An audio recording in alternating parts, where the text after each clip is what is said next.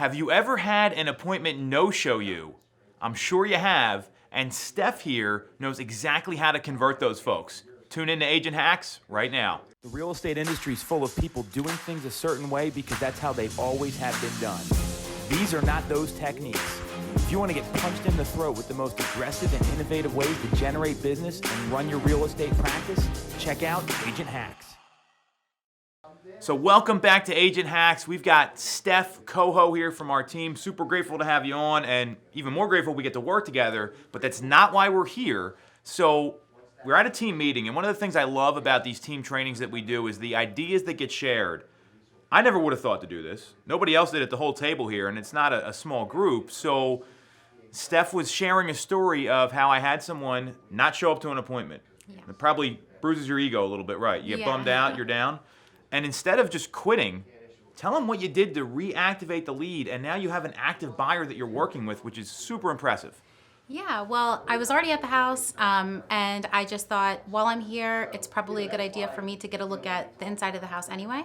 And I went in, took a video, and I sent that video tour to the client who wasn't able to make the appointment.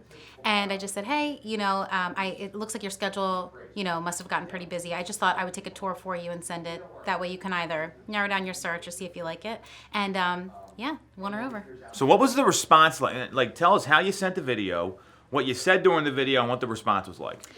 During the video, I just took a tour around the home, just like I would have done if she was with me, pointed out the things I would have pointed out. I just sent her, I had to send it in 3 pieces because it was kind of long. And her response was that she was so thankful. She apologized for not showing up to our meeting, and we had some time scheduled in the future to talk about her search. So how did you feel initially when she didn't show up? Because I know how I would have felt. Yeah, I felt defeated and bummed out. I cleared my schedule. I drove there. We all know how that feeling is.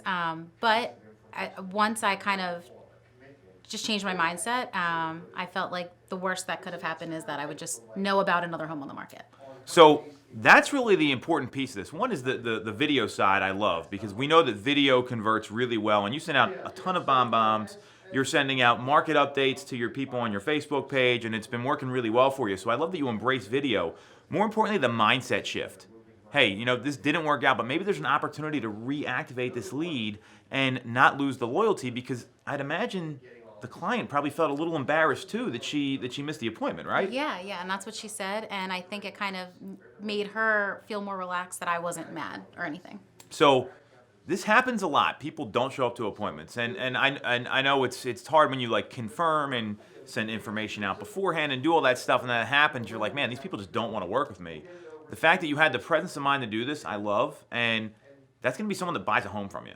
That's the most valuable thing. So if you ever run into this in the future, walk through, take a video, do what Steph did, and now this is something that's a team-wide strategy that we're using. So appreciate you having coming on. Anything else you want to add to anyone that's in that situation, maybe how to flip their mindset a little bit?